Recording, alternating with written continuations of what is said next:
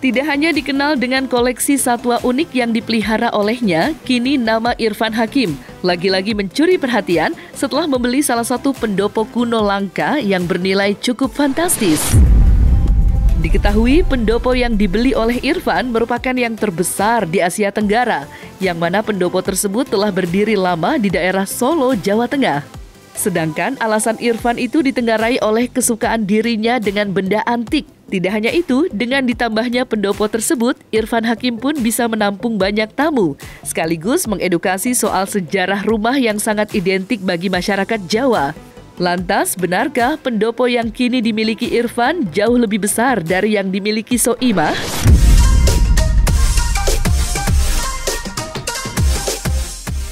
Raksasa tapi cukup besar lah. Dibanding pendoponya Soimah jauh pendopo Soimah lebih besar, tapi Soimah juga mengakui kalau pendopo yang saya itu secara nilai itu tak ternilai, karena itu kan dari segi usia juga dari tahun 1883, dan itu tuh ya warisan dari leluhur lah gitu, daripada diambil sama orang luar. Bule-bule itu suka banget mengkoleksi hal-hal seperti ini, mendingan sama kita aja gitu. Gue juga memaksakan tanda kutip untuk mendirikan pendopo itu di depan rumah. Jadi alhamdulillah sekarang pendoponya sudah berdiri, tapi yang lain-lainnya sedang dibenahi gitu. Jadi supaya menjadi tempatnya itu bisa dimaksimalkan. Rencananya di situ akan ada pengajian ibu-ibu bulanan itu diaktifkan kembali, kemudian pengajian anak-anak setiap sore, mudah-mudahan terus tempat ngumpul para tamu. Kan tamu gue tuh kalau di rumah tuh tamu gue tuh banyak banget, jadi sampai gantian giliran gitu ya. Jadi para seniman berkarya, terus semua tamu gue itu dari segala macam kalangan, politikus, kemudian para penghobis binatang dan hobi-hobi lainnya juga gitu. Sejujurnya si pendopo ini juga ini kolektor item sebetulnya. Jadi diperbutkannya juga ada seniman senior, ada pejabat tinggi, ada juga. Jadi ini diperbutkan banget si pendopo ini, dan alhamdulillah yang punya pendoponya memilih untuk dilepas ke gue gitu. Itu sebuah penghormatan juga, karena kalau masalah barang antik itu jodoh-jodohan, walaupun sudah suka udah gitu, tapi kalau makanya sebelum dia ada di depan mata gue dan berdiri, gue kan udah survei ke sananya juga. Gue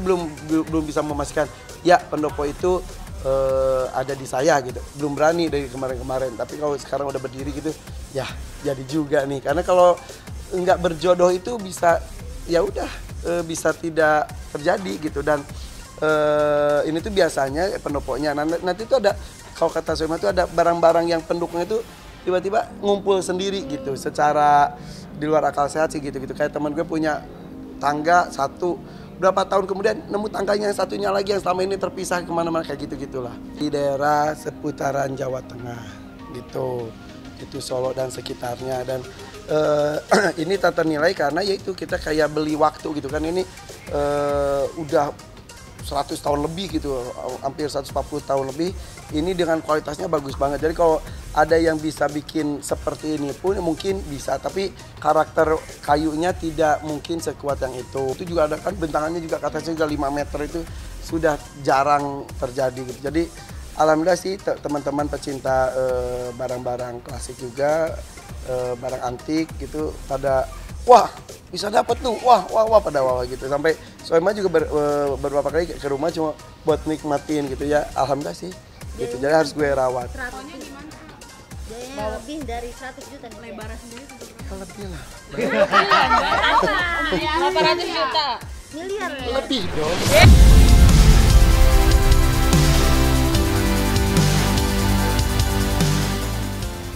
Selain memiliki pendopo, satu lagi yang mencuri perhatian ialah keberadaan pohon buni berusia 200 tahun yang berada di area rumah Irfan. Diketahui pohon tersebut diadopsinya langsung dari hutan di daerah Sumatera serta Jawa.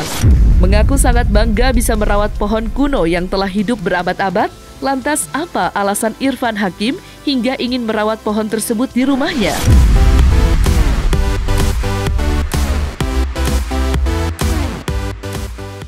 Jadi itu salah satu kecintaan gue pada alam adalah dengan cara gue membuat miniatur alam di tempat gue itu di aviari. Nah itu juga banyak pohon-pohon yang gue selamatkan tanda kutip dari hutan yang hampir ditebang semuanya. Jadi ketika gue pergi ke hutan, gue gak tahu ya. Kalau gue sih merasa bahwa semua makhluk hidup itu berkomunikasi. Tidak hanya manusia, tapi hewan, begitupun tanaman. Tapi dan komunikasi tidak sama seperti kita, hey apa kabar, nggak gitu. Tapi dengan komunikasi alam mereka. Dan gue tuh ada beberapa pohon seperti gini. Kok gue suka banget pohon ini ya? Kok pohon ini kayak minta gue bawa ya gitu. Terus akhirnya gue bawa. Sebulan lagi ke sana udah hilang teman-temannya. Udah rata dengan tanah. Jadi kayak selamatin gue gitu. Kayak misal kayak hewan tuh kan bisa lari, bisa terbang. Itu pun selamatnya bisa nggak 100%. Nah pohon kalau misalnya ada kebakaran dan penebangan dia kan nggak bisa apa-apa. Diem aja. Nah ketika dan seperti biasa ketika gue nanam pohon di rumah gue tuh pasti ada mendung ataupun hujan. Itu sepanas apapun. Kita gali bismillah gitu. Zzz, hujan terus gue tuh ngerasa ini happy banget nih. Dia happy banget. Happy terus berapa bulan kemudian mereka berbunga, berbuah dan lain-lain. Pas gue ke tempat asalnya dia lagi rata dengan tanah. Jadi miris sih. Jadi mudah-mudahan ya dengan gue bikin aviari, kemudian ada beberapa tanaman yang diselamatkan. Mudah-mudahan ada beberapa orang sampai sudah merasa dosa ketika menebang pohon. Iya, karena kalau kita menanam pohon itu tuh amal jariah menghasilkan oksigen buat banyak orang. Nah, kebayang menebang pohon berarti mengurangi jatah oksigen orang-orang. Dosanya juga ada gitu. Jadi gue dapat ada di Bangka Belitung, ada di hutan Ujung Kulon, ada keliling pas ketika proses pembuatan. Jadi ada beberapa yang usianya sudah ratusan tahun, alhamdulillah bisa terselamatkan. Megatank kayaknya cuma perawatan saja. Gue lagi fokus bikin akuarium air laut sama aviari. Kandang mega project berikutnya adalah bikin kandang burung besar 500 meter persegi kalau nggak salah, tingginya 12 meter. Udah gitu, di dalamnya mau bikin hutan ya, lahan yang ada, kan lahannya banyak. So far sih istri gue beberapa binatang dia nggak tahu harganya.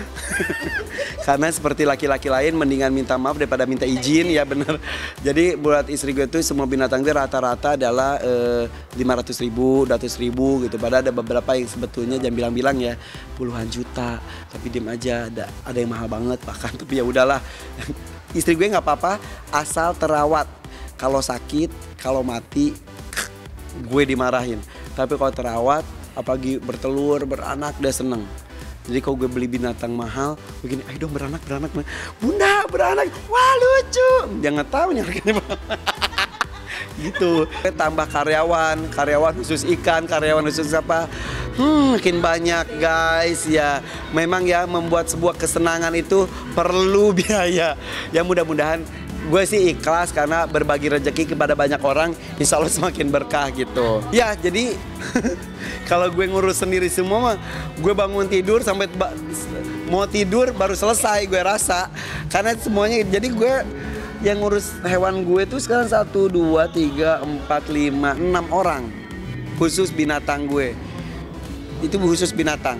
Belum yang nyuci, belum yang masak, belum yang ngepel, belum yang apa-apa, belum karyawan YouTube dan lain-lain. Ya lumayan lah ya, tapi alhamdulillah semua senang.